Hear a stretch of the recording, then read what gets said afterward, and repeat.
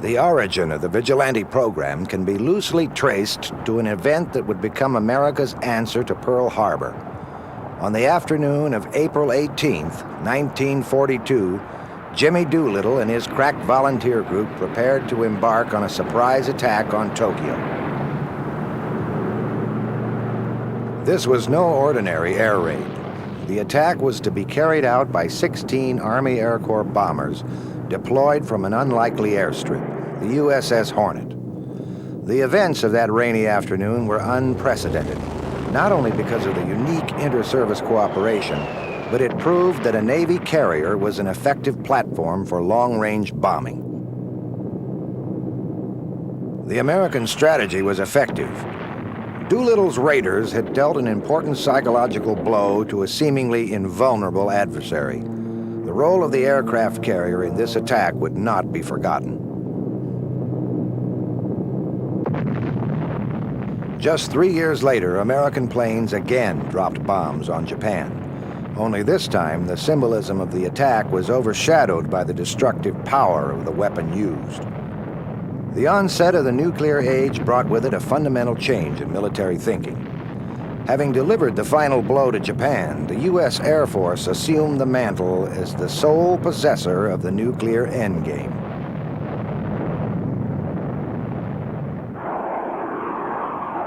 As post-war euphoria gave way to Cold War reality, the Convair B-47 and later the Boeing B-52 Stratofortress were fit for the role of nuclear delivery.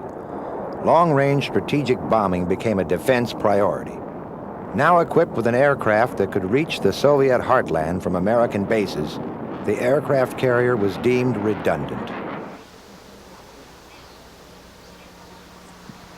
Struggling to find a role in the era of the strategic bomber, the Navy put forth a nuclear-capable aircraft of its own.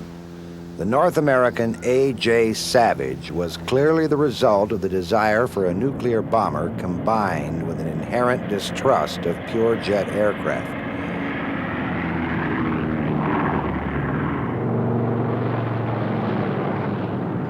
The two-piston engines provided the security of low-speed carrier operations, while a single jet engine mounted in the center of the fuselage provided the speed.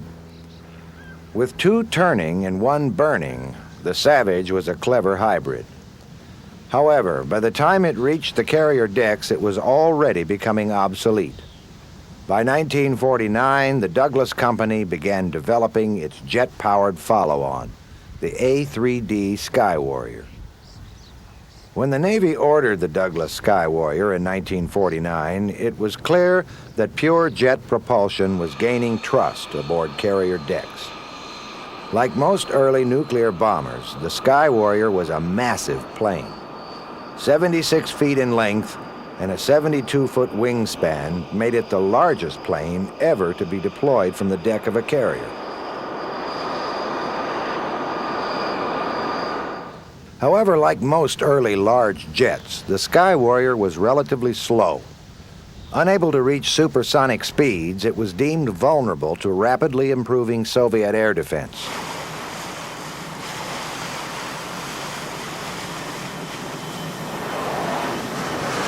Because of its sheer size, the Sky Warrior was disliked by deck handlers. The absence of an ejection system was unsettling to its 3 crew members. In fact, many pilots joked that A3D stood for all 3 dead.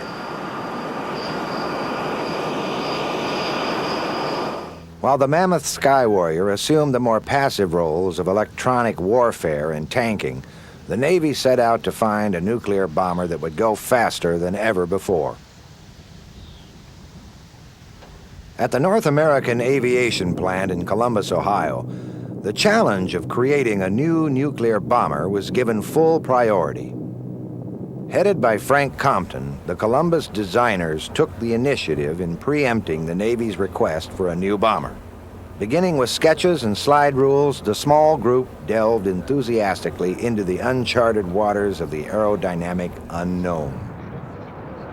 By 1954, the implications of technological growth had a profound effect on American bomber tactics. Advancements in radar-guided surface-to-air missiles had all but nullified the safety of high altitudes. With this in mind, the Navy conducted a secretive mission to explore the alternative to a high-altitude nuclear attack.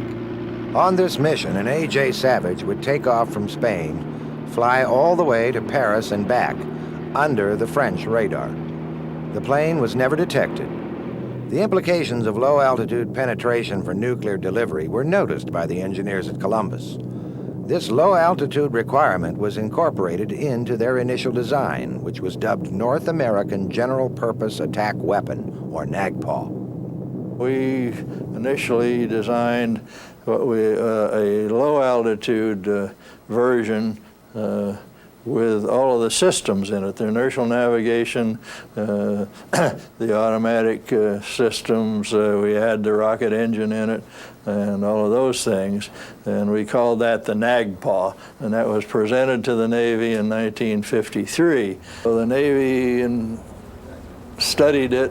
It was our own unsolicited proposal, and they thought, well, that's a good idea to do all of those things, which we ended up doing in the Vigilante, but they said, how about making it supersonic? So we packed our bags and went home for about a year, and then came back with a supersonic version, which is the present-day Vigilante. The North American design was dubbed the A3J. The intended role of the A3J was simple. It would penetrate the Soviet heartland, bringing with it a nuclear bomb. Its blazing speed would be the key to its survival. The quest for higher speeds resulted in an airframe like no other at the time. North American test pilot Ed Gillespie remembers his first impression of the Vigilante. In those days, we always felt if an airplane looked good, it was going to fly good. Well, the Vigilante certainly looked good. It looked like it was going Mach 2 and it was sitting on the deck.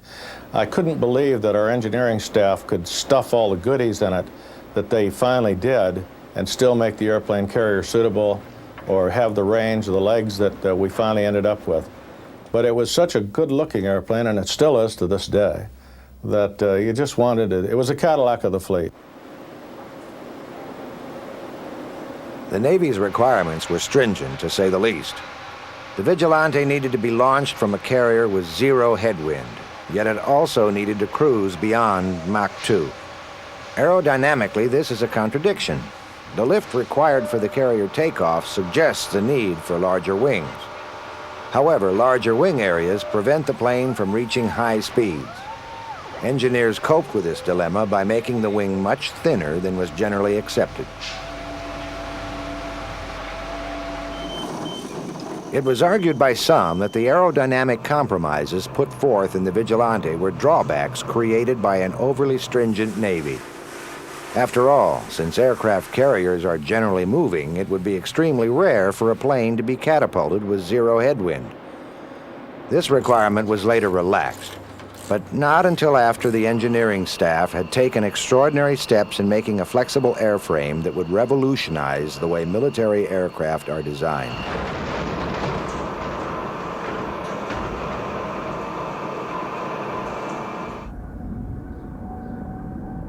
While the Vigilante was taking shape, the Air Force was making progress on their own supersonic bomber programs. Aircraft evolution during the Cold War was rapid. The mighty B-52 was soon to be outperformed by this, the B-58 Hustler. The Hustler was not only supersonic, it could fly at Mach 2. However, just as the Hustler was entering service, the Air Force began the quest for even higher speeds. Here at the North American Aviation Plant in Palmdale, California, a new airplane was taking shape. The B-70 Valkyrie promised to be the fastest bomber in the world. The Strategic Air Command was enamored by its potential. By 1964, they would have a bomber that would be impossible to catch.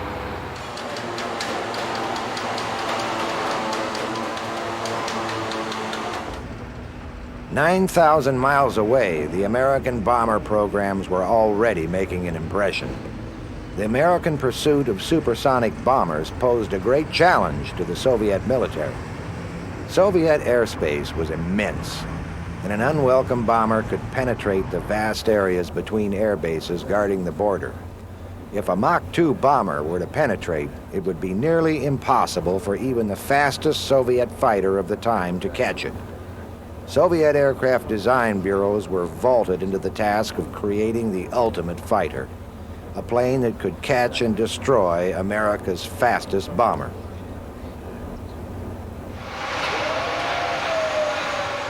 Back at the Columbus plant, the Vigilante was beginning to take shape.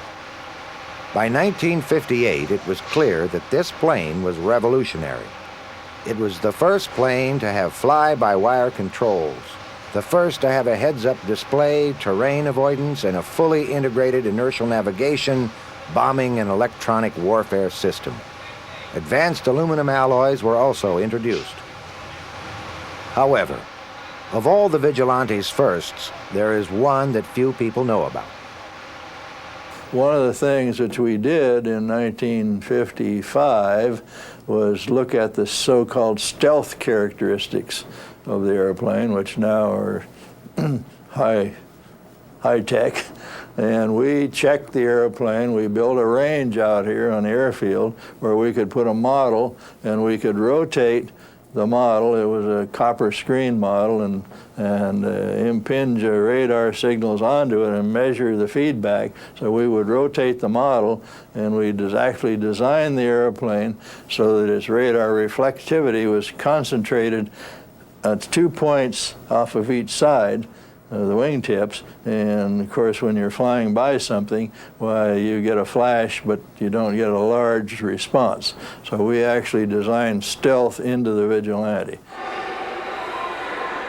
Back in Moscow, the design bureaus of MiG and Sukhoi were commissioned to develop an interceptor that could deal with the American threat. Despite differences in both culture and language between the United States and the Soviet Union, aerodynamics are universal. When different engineers independently strive for a similar requirement, their conclusions will also be similar. Therefore, it should come as no surprise that as early as 1958, the same year that the Vigilante first took to the air, Soviet engineers were filmed studying a model similar in design to that of the Vigilante.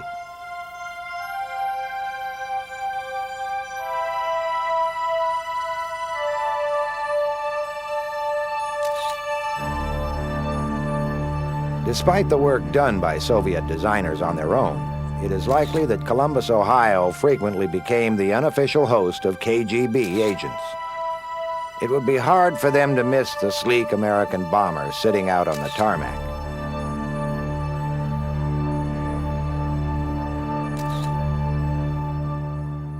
They could have stood out here on the airport and taken pictures of it in 1958 when we made our first flight. There's really nothing covert about the Vigilante as far as its being there, and certainly the characteristics of it were secret, but the shape of it, looking at it, so I'm sure they had plenty of people, which they had all over the world, standing out here at Columbus taking pictures of every airplane.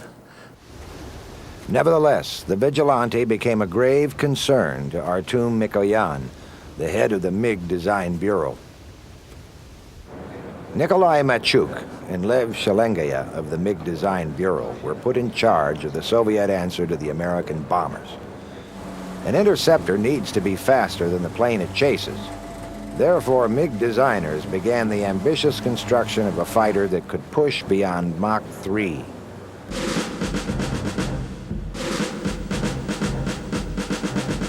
This daunting task faced by the Soviets was aggravated by the progress being made back in the States. On the last day of August 1958, North American test pilot Dick Wenzel took to the air over Columbus.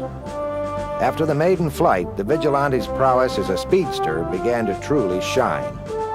In June of 1960, famed aviatrix Jackie Cochran climbed into the back seat of the Vigilante, becoming the first woman to fly beyond Mach 2.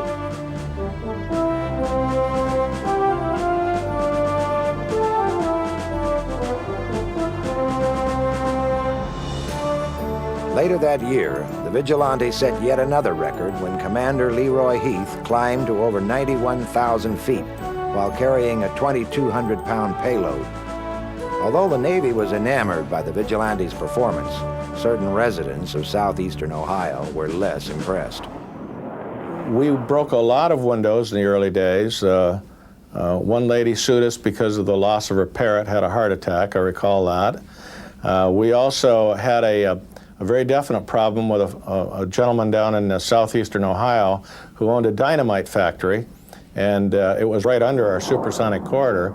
And he finally realized who was causing he was losing so many man hours to people bailing out the windows and so on when we would shock his employees that he finally got in touch with us and said, please, I think it's you guys, don't do it anymore. And indeed, we did move our corridor away from him, and he thanked us. He wasn't losing the time anymore.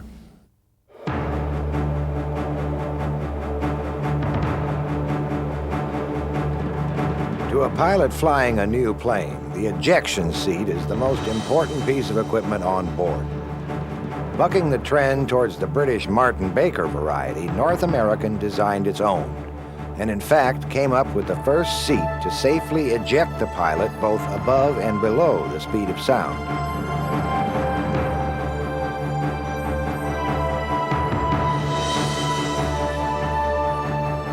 A Navy pilot is not necessarily in the air when he needs to get out of the plane. In the dangerous world of carrier operations, escaping from a submerged plane can be the key to survival.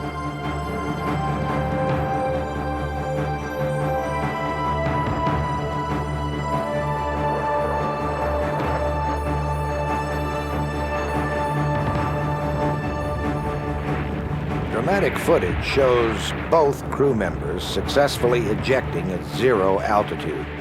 However, the system was not error-free.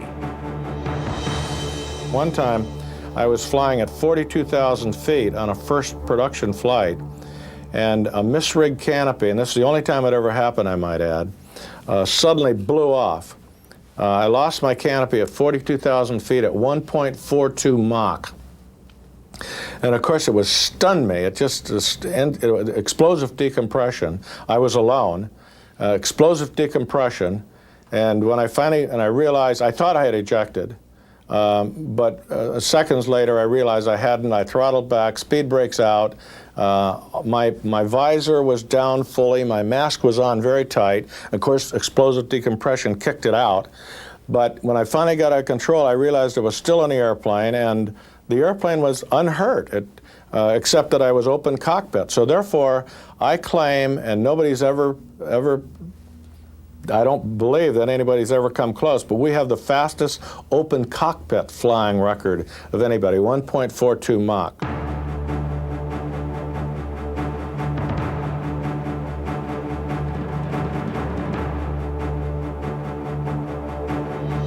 At the beginning of 1961, 2 Vigilantes were moved from Columbus, Ohio to Kirtland Air Force Base to begin the program's most difficult and complex series of tests, bomb delivery.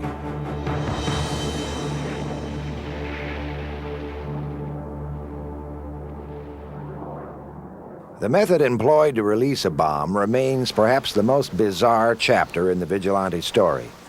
Instead of dropping bombs like a conventional bomber, the bomb was ejected straight out through an opening in the tail of the plane.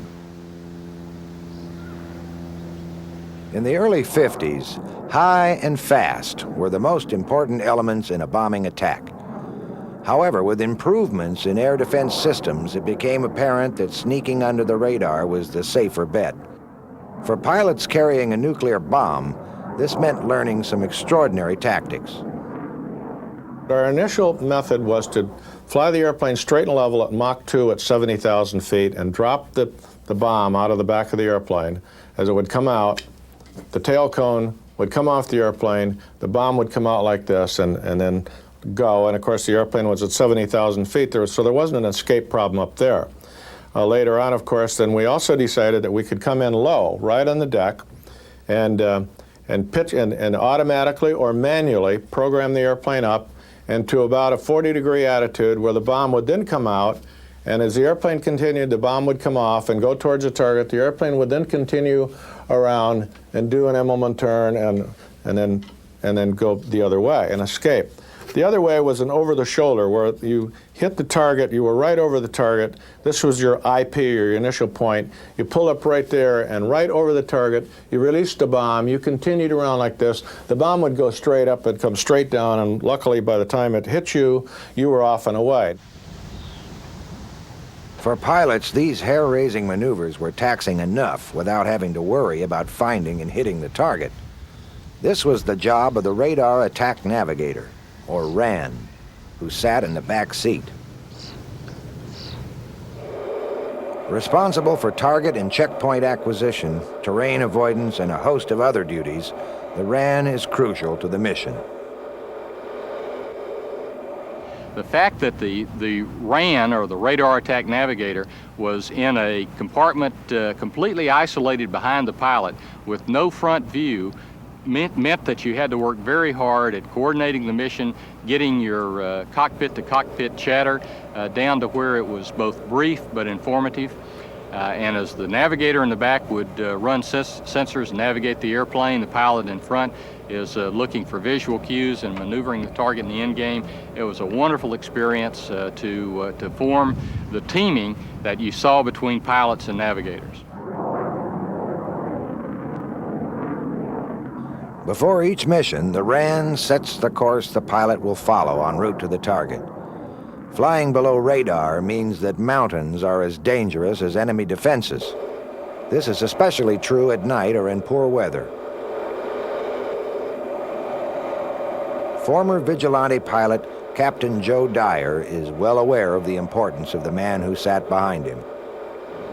Well, I think the RAN that is responsible for me being here today was made up for one of those lapses in attention. I was a young aviator. We were flying low altitude and high speed, and after a few hundred hours, you got too comfortable at doing that. And I was looking down at a chart or my kneeboard card. The nose of the airplane dipped a little bit. The guy in the back seat says, "Hey, Joe, watch your attitude." I looked down 50 feet. Recovered, nighttime, by the way. I gently recovered, didn't say anything about it, but my knees were knocking in the front, and I remember thinking as we turned to the next target and the navigator was talking to me, "Gosh, you ought to be quiet, you know you're almost dead back there." During an attack, checkpoints such as islands or mountains were displayed on a television system.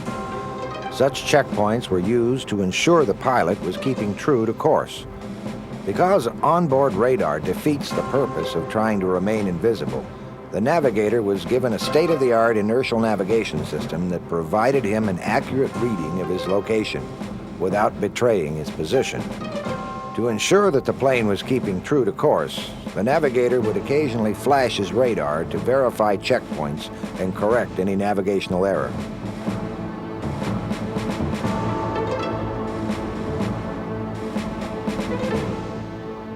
Should enemy interceptors pick up these radar flashes, an electronic countermeasures indicator will warn the pilot of incoming fighters.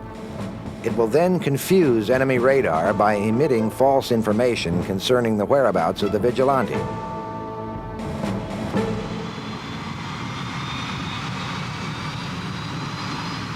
Back in Moscow, the new Soviet interceptor had moved from drawing board to tarmac.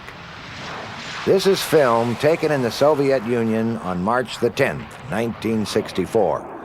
It is the first flight of the prototype of what would become the MiG-25 Foxbat. Its similarity to the Vigilante is obvious, the major difference being the large twin vertical fins. MiG designers had less success than their American counterparts when it came to dealing with high-speed stability. This problem would plague the Russians for years to come. Back in Columbus, the Vigilante's problems were political, not aerodynamic. The Air Force had long argued that the strategic attack role was exclusively an Air Force mission. The Navy disagreed. By 1960, discourse over the Navy's role in the strategic mission had snowballed into bitter inter-service rivalry and debate. The Vigilante was a casualty. The Air Force convinced Congress that the Navy shouldn't have a strategic mission, and so we converted the airplane from a 70,000-foot Mach 2 airplane very successfully to a low-altitude, long-range reconnaissance airplane. Enter the RA-5, R being reconnaissance. The shift from attack to reconnaissance took place just as the Vigilante was entering service with the Navy. The first Vigilantes were delivered to Naval Air Station Sanford in Florida in 1961. By January of the following year, they entered squadron service. During this period, the heated debate over whether the Navy should have a role in the nuclear deterrent cast a shadow on the Vigilantes' long-awaited arrival into fleet service. Anticipating that the Air Force would get its way, the Navy recognized its potential in a very different role. The Vigilante was well suited for the role of aerial reconnaissance. Fully loaded with cameras, the recon pilot's only defense is speed. Capable of blazing beyond Mach 2, the Vigilante was clearly fast enough for the job. However, even more important than speed was the fact that it could be launched from a carrier. Unrestricted by the diplomatic and logistical problems encountered when operating from foreign airfields, the Vigilante gave naval intelligence an eye in all corners of the world. This airplane carried fixed focal length cameras from 3 inches out to 12 inches, had an 18-inch panoramic camera that would let you stand miles offshore but still get excellent photography of areas of interest. It was also an all-weather machine because it had in that canoe underneath the airplane a side-looking radar or an image-forming radar that would go through clouds that would bring back image quality or reconnaissance quality photography. The 18-inch pan camera would give you wonderful standoff, almost the quality of today's space cameras, in that you could read a license plate in downtown, probably still classified cities, coastal cities at great distance. In 1964, the first reconnaissance Vigilantes joined the fleet. During this period, the Cold War was again heating up, and there was no shortage of areas upon which the government wanted to keep a close eye.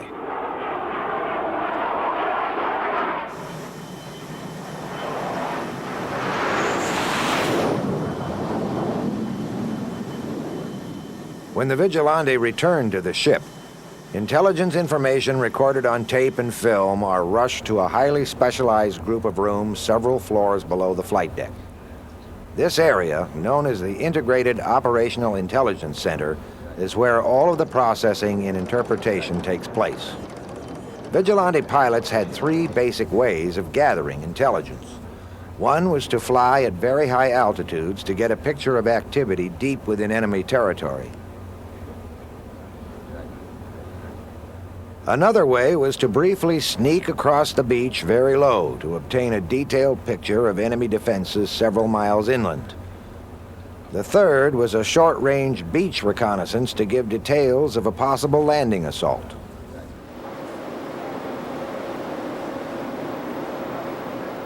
All of the sensory data, whether optical or non-optical, was correlated and analyzed in conjunction with each other to provide an integrated analysis of the hostile military activity.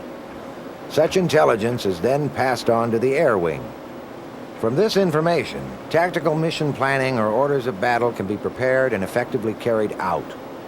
If an airstrike is called for, the attacking planes will know exactly which targets to attack and which radar signature to jam.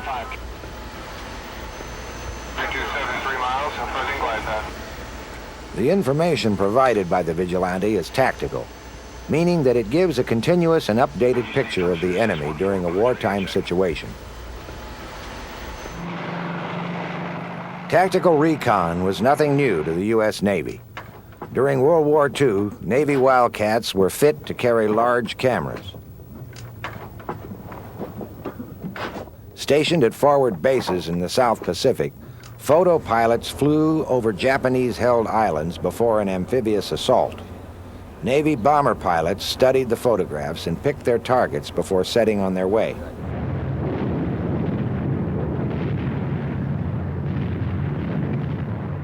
During the Korean War, aerial reconnaissance missions were being flown off the decks of carriers.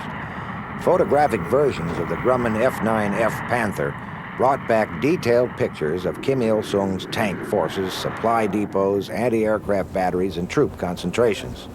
Later in the war, these same cameras would photograph large-scale troop buildups in the north, troops that were discovered to be Chinese. From before the Incheon landing on through to the end of hostilities, photographic intelligence proved to be a decisive factor. The prevailing notion that the atomic bomb would deter any future conflicts had been proven false. The carrier emerged once again as the long arm of the U.S. military, and reconnaissance planes became the eyes of the fleet. Following the Korean War, U.S. foreign policy was directed to another area of the world, the Middle East. In July of 1958, civil unrest in Lebanon threatened the already precarious political standing in the region. Also, some 2,500 Americans were living in and around the Beirut area.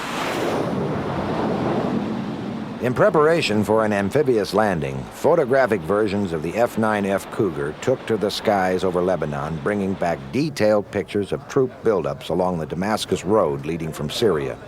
These pictures were then used to determine exactly where the Marines should come ashore. While Navy planes were busy with tactical reconnaissance, the Air Force was keeping an eye on the U.S. military's main area of interest, the Soviet Union. On May 1st, 1960, a Lockheed U-2 took off from Pakistan on a high-altitude recon mission that would dramatically change the defense relationship between the United States and the Soviet Union.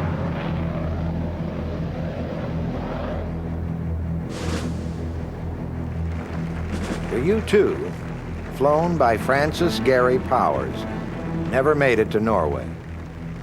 On May the 5th, Nikita Khrushchev announced that Powers' U-2 had been brought down 1,400 miles inside Soviet territory. Khrushchev charged America with deliberate aggression and stated that the world could be pushed to the brink of war. The ill-fated spy flight was a diplomatic disaster for the Eisenhower administration. For the State Department, it meant apologies and damage control. For the Pentagon, however, it revealed the need for a faster spy plane.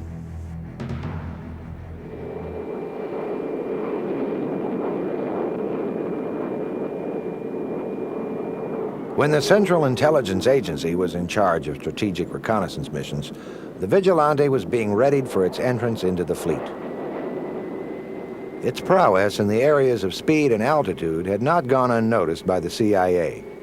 After all, the plane had initially been designed to penetrate Soviet airspace with a nuclear bomb on board. If it could penetrate Soviet airspace with a nuclear bomb, it could certainly do so with cameras. New engines, specially designed to sustain the plane at a high-altitude supersonic dash, were considered by both the Navy and the CIA. However, as the CIA project was still in the planning stages, a conflict in a different part of the world was beginning to boil over. The destroyer was carrying out a mission of patrol in those waters, in international waters. When it was attacked, it replied to the attack. Continued to carry out its mission today and will do so the remainder of this week in the same waters. The President has asked that the destroyer force be doubled and that an air cap, a combat air patrol, be available at all times on call to it. And as I think you know, he's issued instructions that in the event of a further attack upon our vessels in international waters, we are to respond with the objective of destroying the attackers. Thus, on August 5th, 1964, the Vietnam War unofficially began.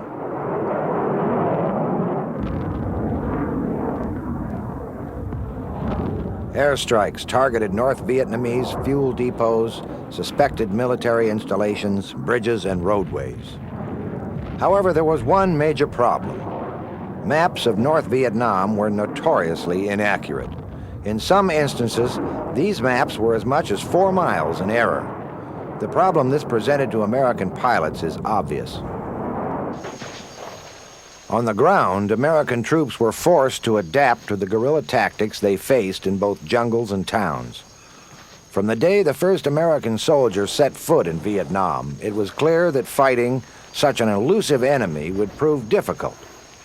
A decade of war had left the North Vietnamese well adapted to an ambush style of warfare. Inaccurate maps aggravated the problem for American soldiers. Errors of up to 4 miles created confusion about the location of crucial landmarks like hills, rivers, and villages.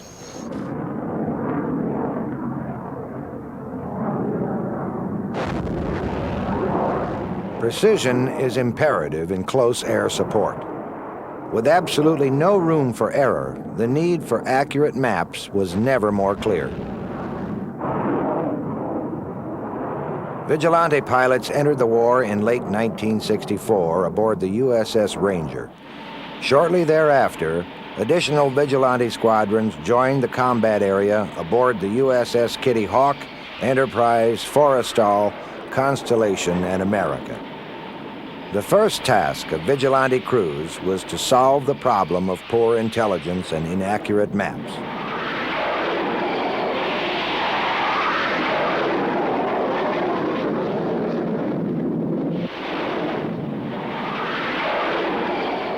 In just a 2-week period, the Vigilante collected the imagery of the entire Vietnamese area, providing the U.S. military with reliable maps for the first time.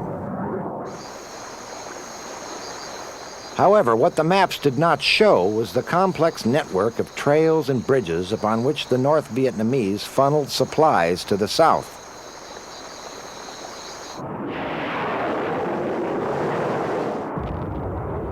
The Ho Chi Minh Trail frustrated the American military. Cutting off this relentless flow of supplies became a priority. However, finding it was a different story. The Ho Chi Minh Trail was not one trail, but a vast network of trails. Complicating this was the fact that most of these trails were enshrouded within a thick jungle canopy. Despite this, U.S. warplanes took aim at whatever appeared to be part of this vast supply route. As the war progressed, the Ho Chi Minh Trail would become the focus of the most concentrated bombing campaign of the entire war.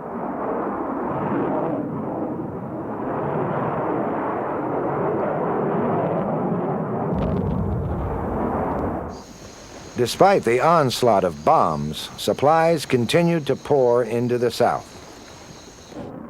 In an attempt to reveal the North Vietnamese supply routes, American planes began dumping massive amounts of what was then deemed to be a non-toxic defoliant. The use of Agent Orange proved difficult and ineffective.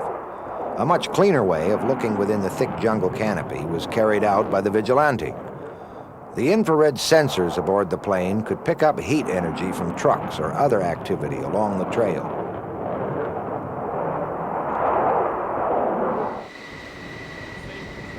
In the first months of the war, the Vigilante had earned a reputation as an exceptional recon plane.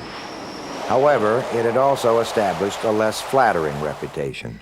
Because of its sheer size and high landing speed, the Vigilante was notoriously difficult to bring aboard a carrier. The Vigilante community was made up of outstanding aviators, but that's because we very quickly weeded out those that had trouble at the carrier. The carrier, to this day, is the most demanding aspect of naval aviation, and that's where Vigilante pilots, the successful ones, absolutely excelled.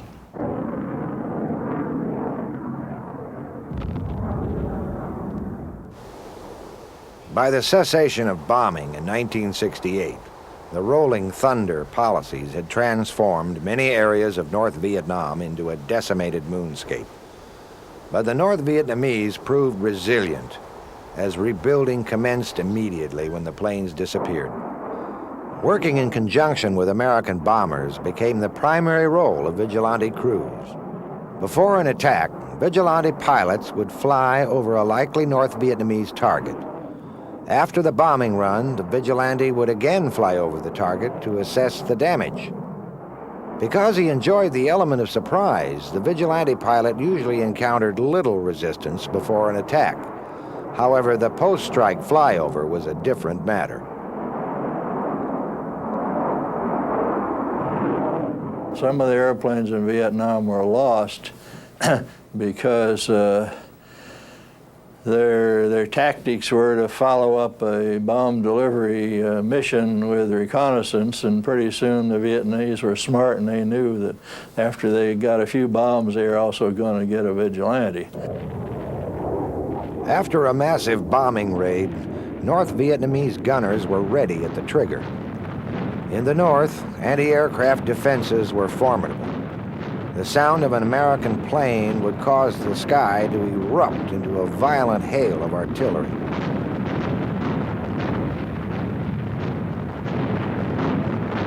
The policy of post-strike reconnaissance proved costly.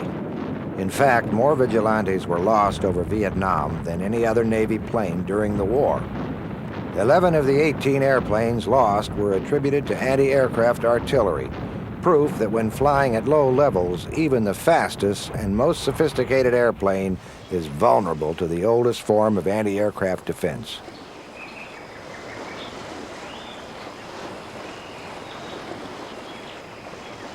This is North Vietnamese footage of boaters collecting the remains of an American plane.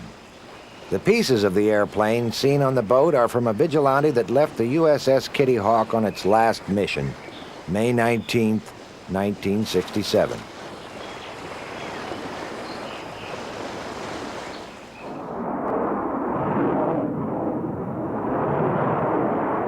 Vigilantes were flown off the decks of carriers up until the ceasefire in 1973.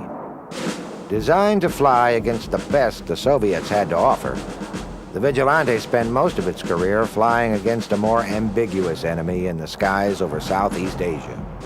For American pilots, this was typical of Cold War reality. During the brush fires and wars of containment that characterized the Cold War, the aircraft carrier was the strong arm of American foreign policy. For almost 20 years, the Vigilante was the eye of the fleet. And during this tenure, the vigilante community developed a distinguished reputation. The vigilante community really was just that. It was a small group of about a dozen fleet squadrons, one replacement air group, which serviced both East Coast and West Coast ships out of, first of all, Sanford, Florida, then we moved up to Albany, Georgia, and finally down in Key West, where we finally wrapped up the show. But it was a small community in that everyone knew everybody, and we had our full collection of characters. We probably had a resident village idiot or two. We had bears with sore heads, but far and away, the community was made up of very, very professional people that epitomized what in the aviation business we call crew coordination.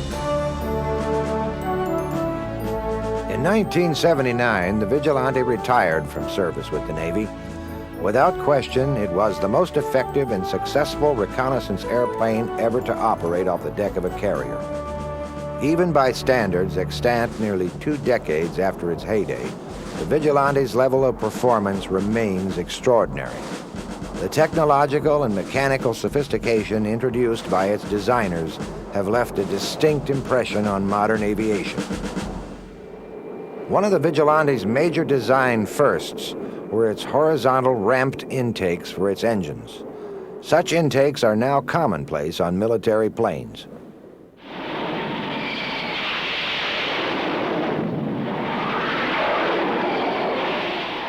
One look at the Navy's F-14 Tomcat reveals how much was borrowed from the sleek design of the Vigilante.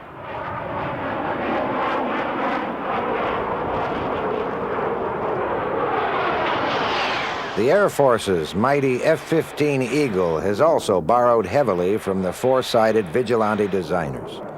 But whatever became of the once feared Soviet MiG-25, the Foxbat? About a year ago, there was a picture of a Foxbat reconnaissance version.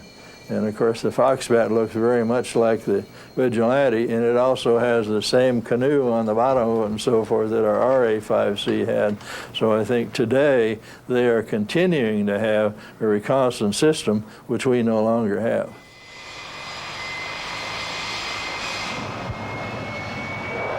The MiG-25 had a fate similar to the Vigilante. When it emerged, it was deemed one of the fastest and most daunting aircraft in the world. However, like the Vigilante, it was used most effectively when carrying cameras rather than bombs or missiles.